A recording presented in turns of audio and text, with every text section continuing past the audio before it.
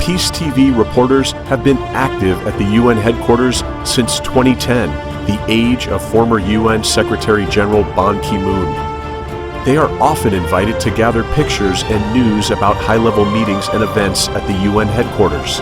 Our news reports have, in part, kept the international community up to date with the work of different governments so that people everywhere will know the great efforts and contributions of the UN to world peace, international affairs, and multilateralism. I will be today's moderator, and I'm mostly a tech person who's had an entire career in New York, despite the very British accent. I am from England, France, and Turkey, have landed here 13 years ago and have become American this year. And I was a former chief of staff at Techstars, the largest pre-seed investor in startups in the world, along with Y Combinator, which we will mention.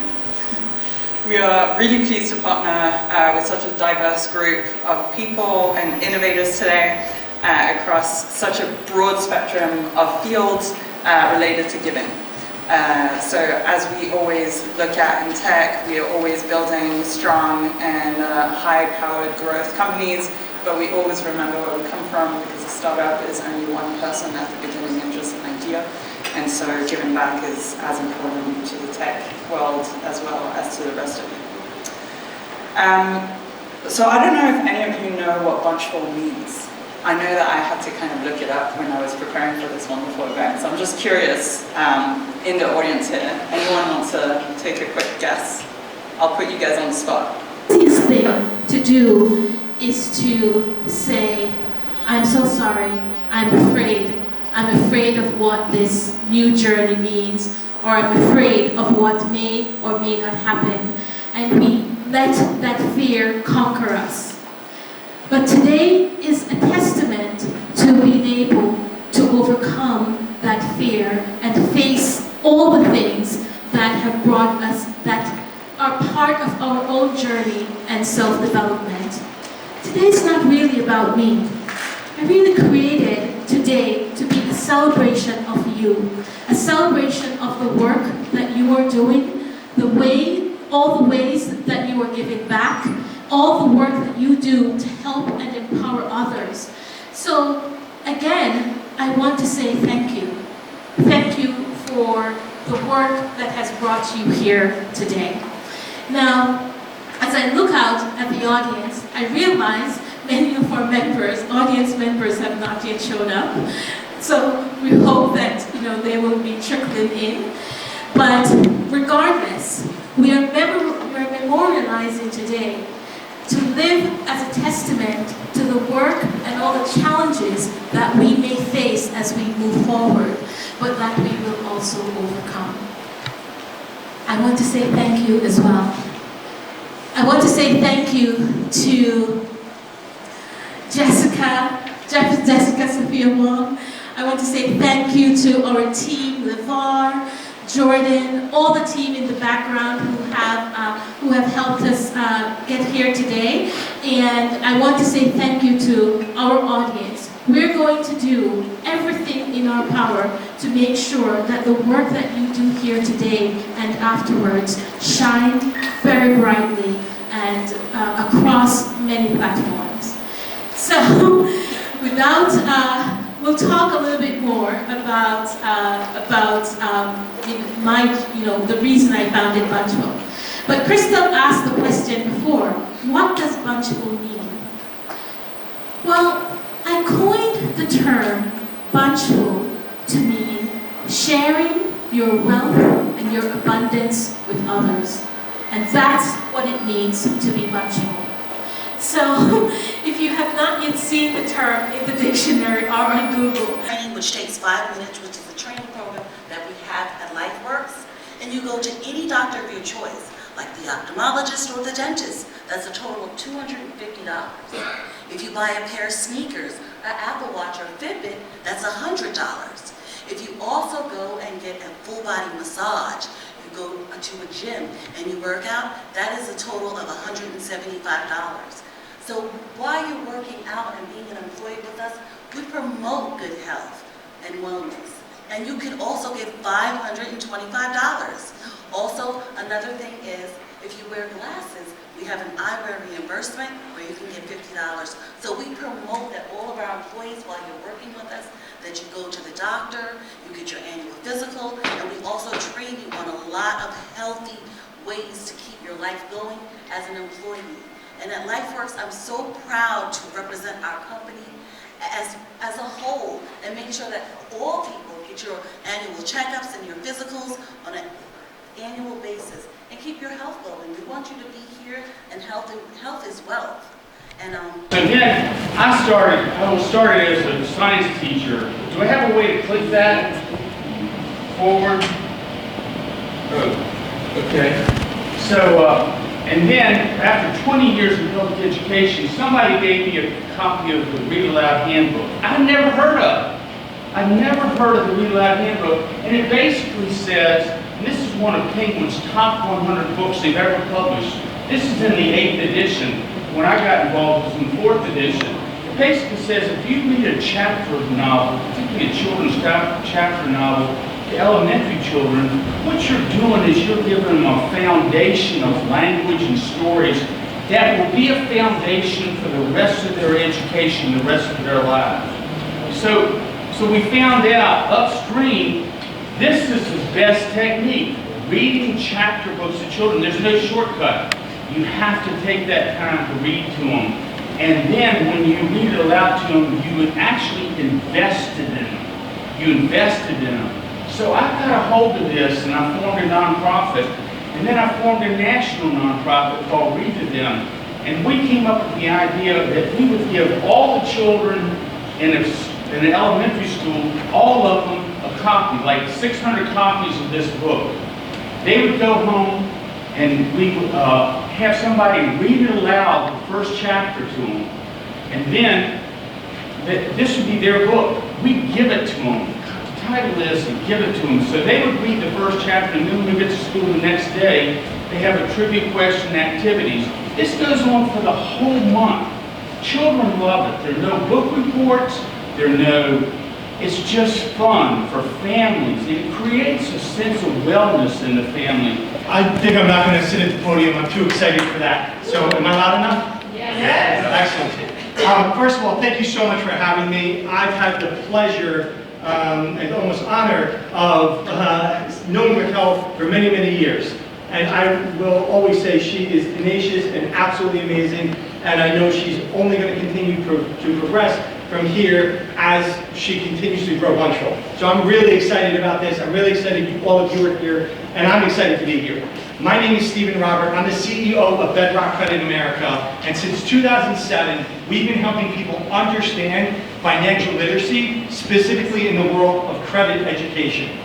There's so much misinformation out there, and misguided information that you can find through these websites. Our goal and our mission is to allow people to understand completely and truly how credit really works. Because let's be honest, what is our credit report? For those academics in the room, our credit report is our grown-up report card, right? How am I doing financially? How am I handling my debts? The payment history, right? What is it all about? Well, our goal is to go out there and explain to people how credit works, because there's just not enough of that. And the reason that's so important is because if it is in a situation of, I just don't understand it, but it's not going to impact me, unfortunately, I can tell you story after story after story where people had misinformation and it absolutely destroyed their home, their wishes, and their thoughts are going in a home. I'll give you an example. I had this happen a couple months ago. I had a client who called me and was somewhat perturbed and not really understanding what the process was, but the bottom line was she went to a free website, she pulled her credit, and it turned out she had a 702 score, in which she thought she would be good enough to be able to qualify. Well, then when she went into the bank and spoke with the bank, it turns out she really had a 645. Now, for those of you who might not be in the financial industry or in the mortgage industry, that is a drastic difference. Pursuit, right? This is something that we should all pursue. We should pursue food security for everyone. We should pursue housing for everyone. We can all work on this together. And so these 17 goals are what we have taken on at Bunchful as a mandate to ourselves. So when I founded Bunchful, I founded this organization as a means to really highlight those who give back. I don't know if some of you have heard or read my story, but when it started, I didn't know it started. All I knew, picture this, picture this, you're 5 or 6 years old, and every morning your grandmother's waking you up at 5 a.m. because she has to go to the farm, and so all breakfast items have to be done. So I am so grateful to be able to share a little bit of what is a very passionate area for me. As she said, I'm Dr. Gail Brown, and I pastor a church along with my husband, Bishop Randy Brown, and we've been married 45 years, and we have done 45 years of ministry in Africa and all over the world, China, all over the Caribbean, and I am so grateful to God for all of that. But I will tell you my story just for a hot second. In 1985, one day when I was just home, just kind of doing housework, I wasn't doing church work, housework, and I remember a scripture in John that came to me. And the scripture came to me out of John, the Bible, in John chapter 4. And there's a story there about a woman that was at a well. And this woman was very broken. This woman was very hurt. This woman had experienced rejection at all levels. Ish. And then Lord, I'm still young. Allow me to present myself in just a few words. I'm Teresumo Monte. I'm the spouse of the permanent representative of Cameroon to the United Nations. I'm member of the African Leader Association Network. I'm the former president of the African Ambassadors Spouse Group. I'm the former president of the United Nations International Bazaar for 2 years. I'm part president of the International Women Group called UNDWC. I'm the former chair of the International Charity Bazaar, president of the United Nations African Mothers Association, UNAMA. Because everything is in my house. Every gift that she's going to give to every woman at the conference is inside my house. And sometimes she had a conference one time, over 700 women. You know what was in my house? 700 wrapped gifts. Hallelujah. So we thank God. It's a good blessing. She's a wonderful woman. My wife and myself have been doing work together since 1978. We got married in 78 and immediately relocated to East Africa, Kenya in 1978, doing the work of God. We've been planting churches, setting up mission bases. We've built a Bible college in Zimbabwe. We've drilled wells. We've empowered the people, pushed the churches forward. In 1985, we actually started a base in Long Island, New York, in a little town called Wyandanch. And we're out there, we got a church going on out there. That church has released great leaders across the globe. We have over 100 pastors that have churches under us across the United States of America. Then we have over 1,000 pastors with churches in different regions of the world and Africa. We have In a catastrophic geopolitical situation, since COVID and this war that we did not forest.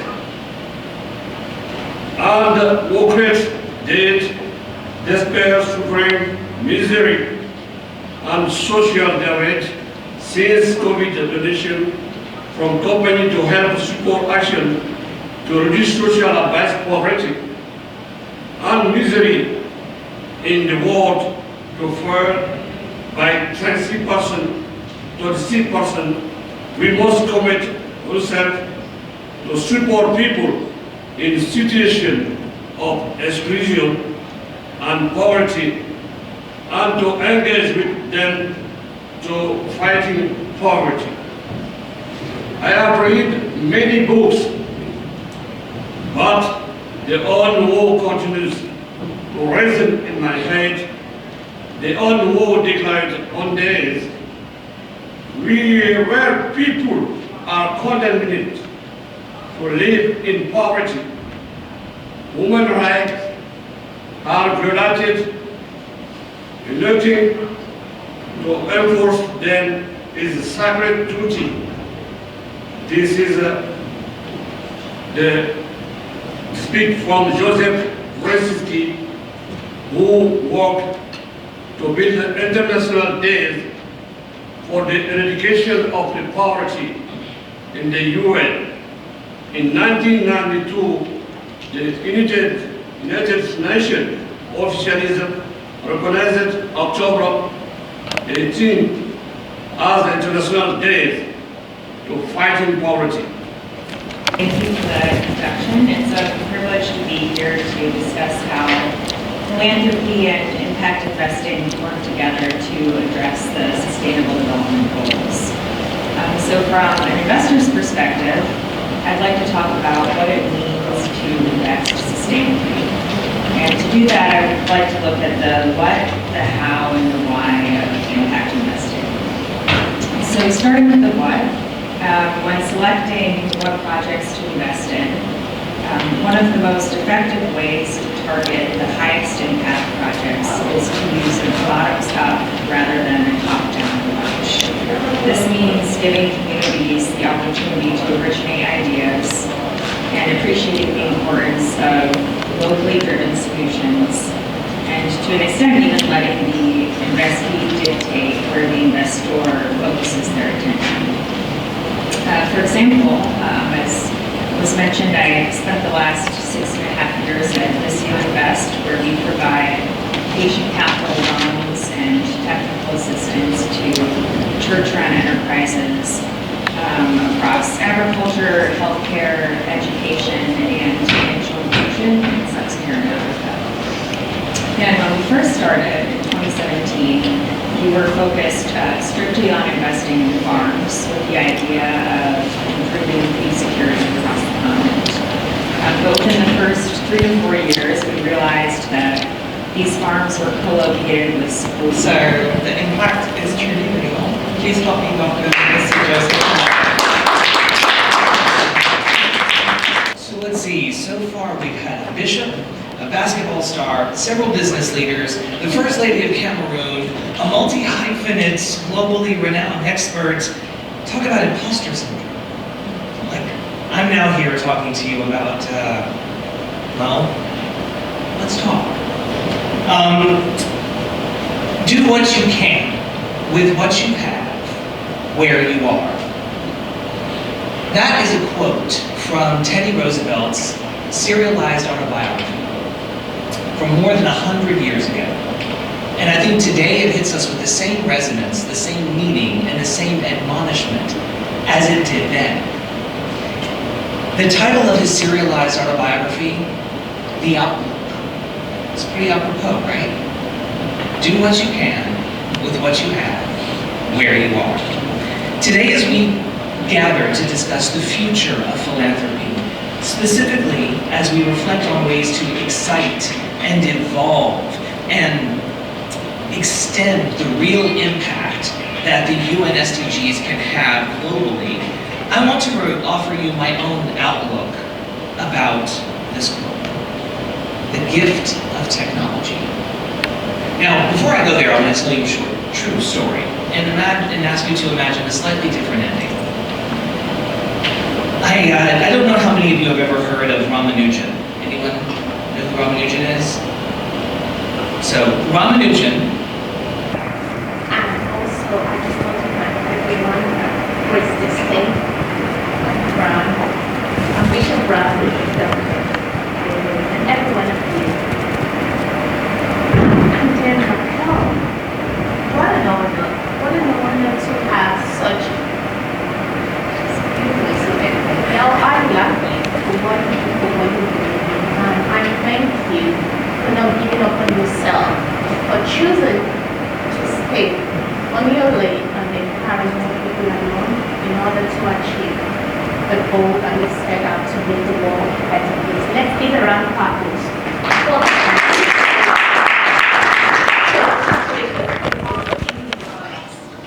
I'm the Elizabeth of Bradshaw, and I'm a privileged servant that carries the global ambassadorial position at the Powerhouse brand.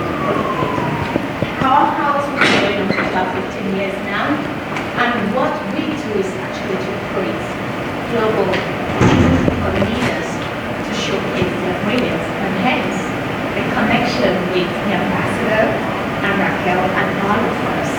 Because I believe, just like Jim Rohn said, each of us need all of us, and all of us need each of us. Hence, we are all gathered here today. Someone said to me recently that giving is actually living, and that brings me to the power of giving. We've all talked about the amazing things that we're doing in the world, and all of those few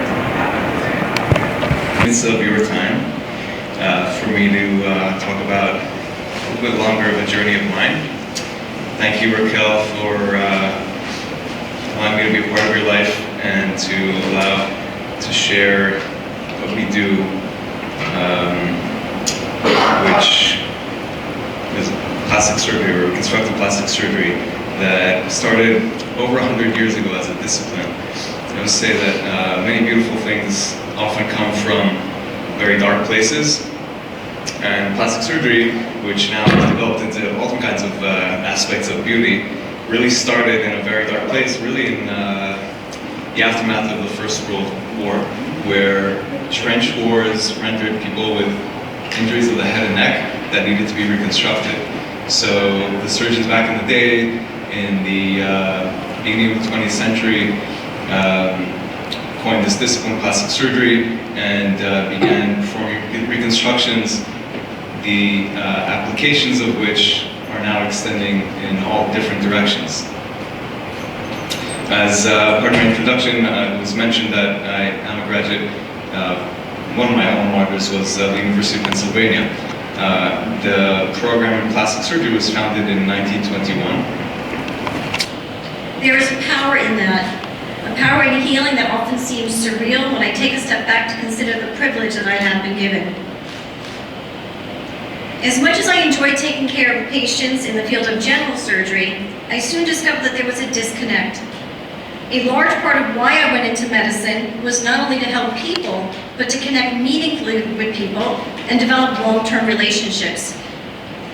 As a surgeon who performed general surgeries at that time, I was grateful to have helped these patients, but once they recovered, they moved on from our once intense relationship. After their initial recovery, I would only hope that they did not need to come back to me, because if they did, then that meant they had post-operative concerns. My practice soon evolved into the field of breast surgery.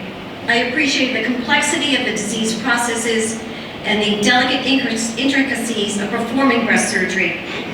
But most of all, I was drawn to breast surgery for the ability to guide patients through the emotional and psychological challenges that they encounter when they are faced with abnormal breast imaging or a new breast mass, or the fear that they may be diagnosed with breast cancer, or for some touching lives in English, Spanish, and Portuguese, where she has appeared also on television networks and featured in Radical Reinvention, mostly focusing on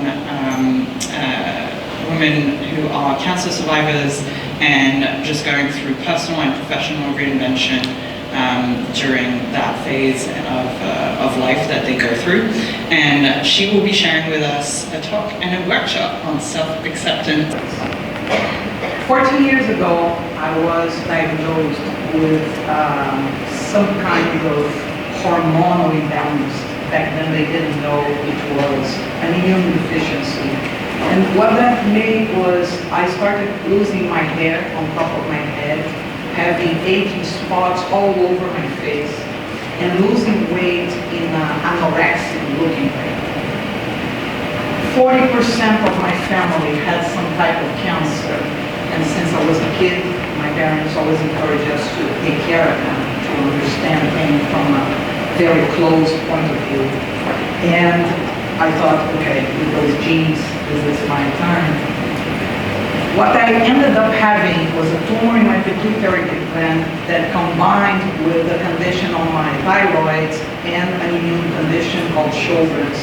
All this together would, in the long run, attack my bones and my glands with a lot of other discomforts, but they still could not diagnose all that at the same time.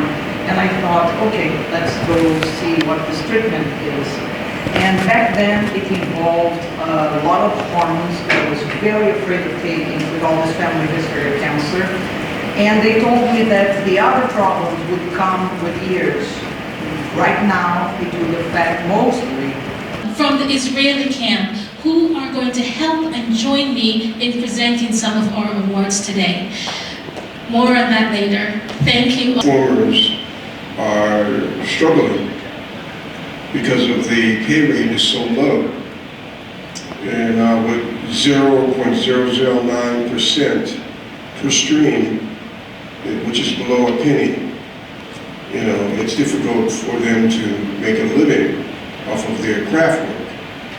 And the only way that they can do it is basically through live performances. You know, usually, once upon a time, artists were able to make a substantial amount of royalties and payments because we had phonograph records and we had CDs. And although we embraced the technology,